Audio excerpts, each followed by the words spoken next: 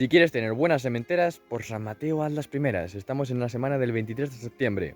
Miren, yo por ejemplo tengo catarro y es que efectivamente este mes de septiembre nos ha traído un frío y un otoño adelantado.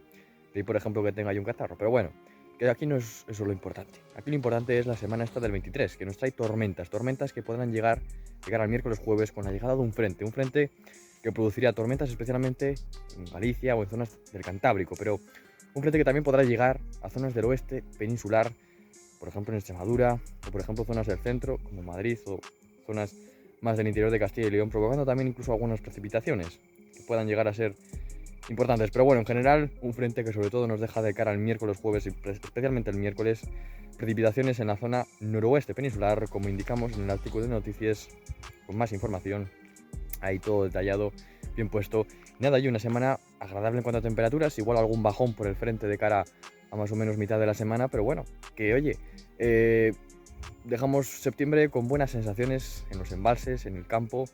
con la llegada, bueno, también de un mes de octubre que nos dejará